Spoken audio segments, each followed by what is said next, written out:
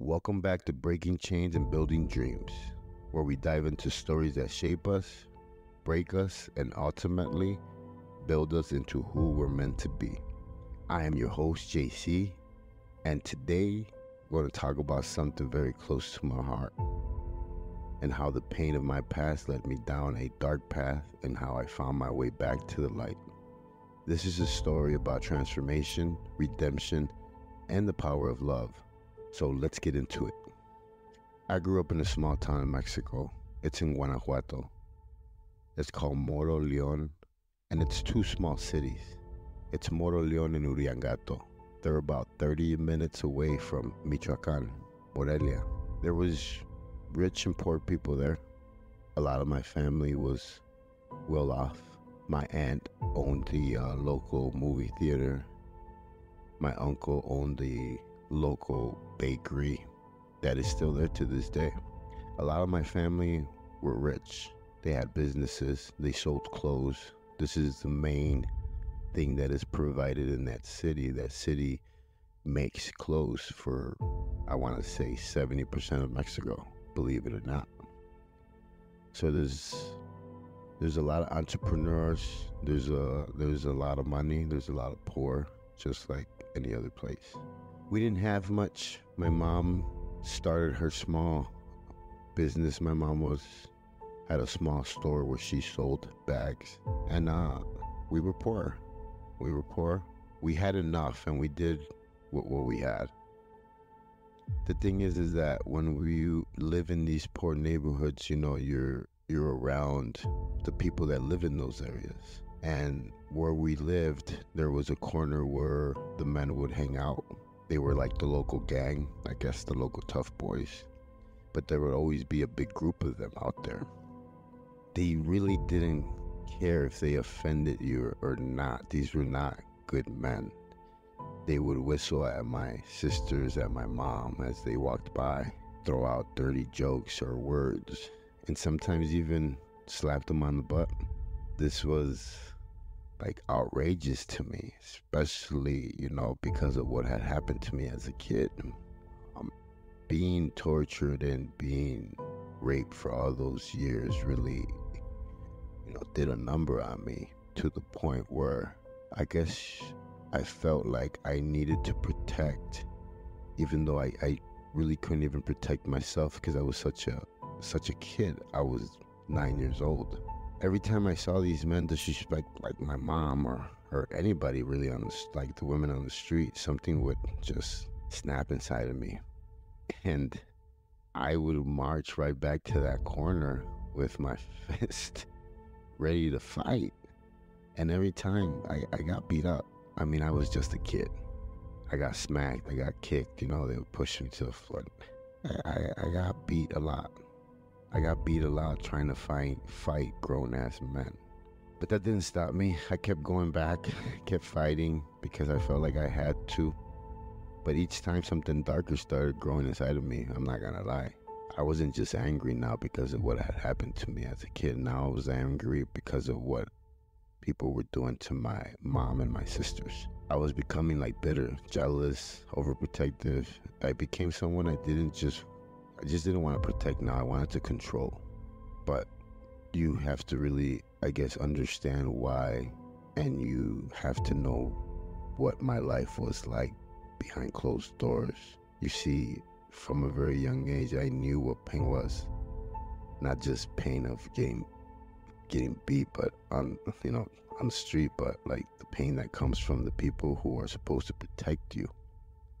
I'm not gonna go into detail, but I was tortured. I was hit for years by the people who were supposed to care for me.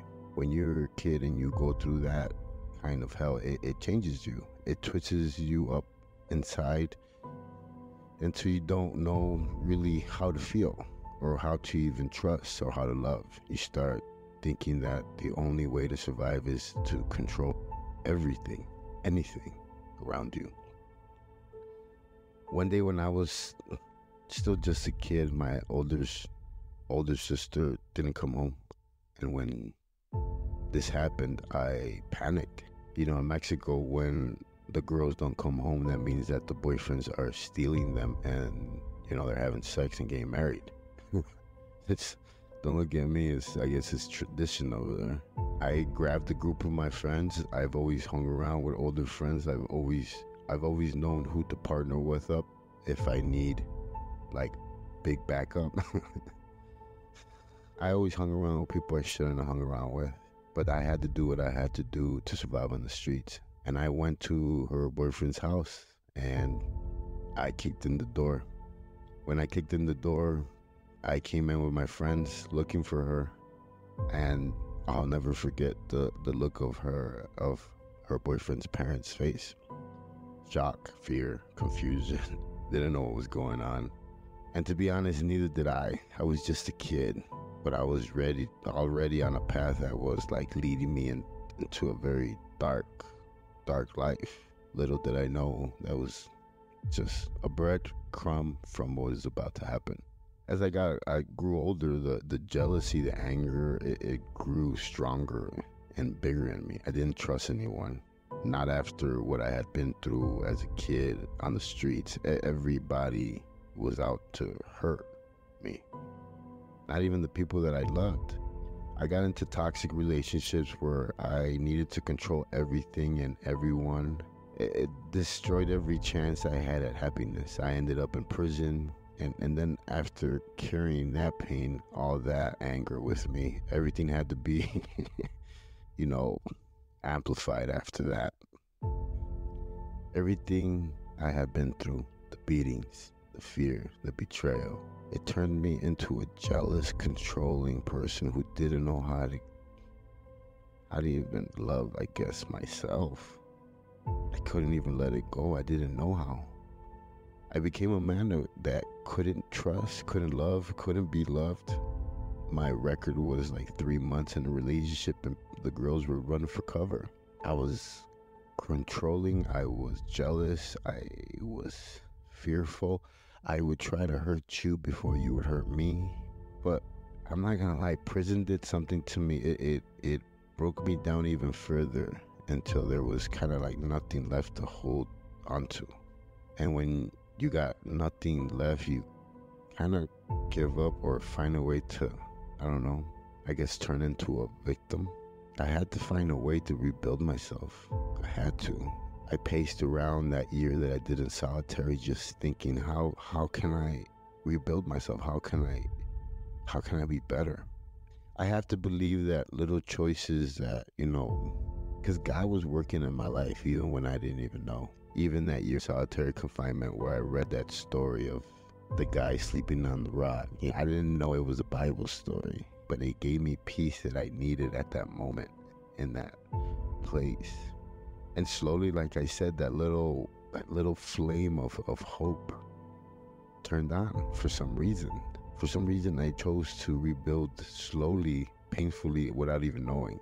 I started to see the man I had become, a man I didn't like, a man that I didn't want to be. I realized that if I ever wanted to find peace, I had to change. I had to let go of the anger, the jealousy, the need to control. I had to find a way to love again and start with myself. Man, today I look back and I look at how far I've come. A lot of people don't know this about me, but I grew up in a family full of women. My mother, my sisters. I have 4 daughters.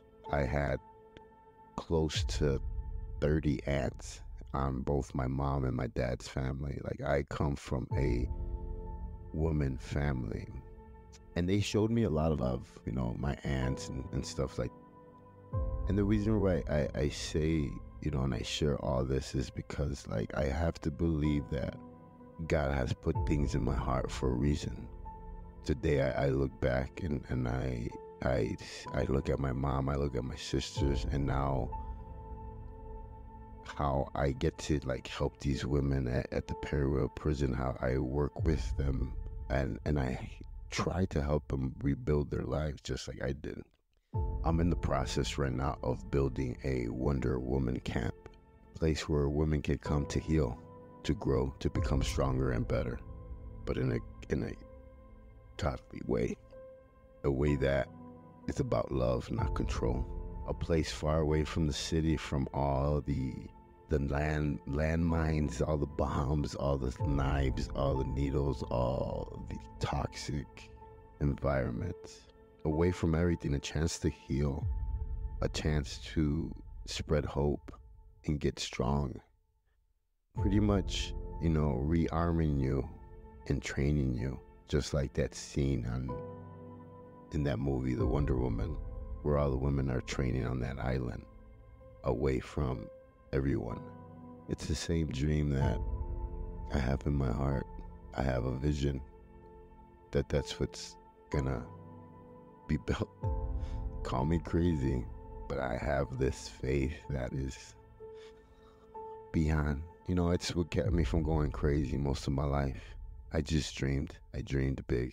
You see, I believe that everything I went through happened for a reason. As crazy as that might sound, I wouldn't change nothing. I had to go through the darkness to understand the light. And I had to be that jealous, controlling man so I could become someone who truly values and respects women. Someone who wants to help them, not hurt them. I give a lot of credit to my wife, Bethany Savage, for standing by me and having my back 100%.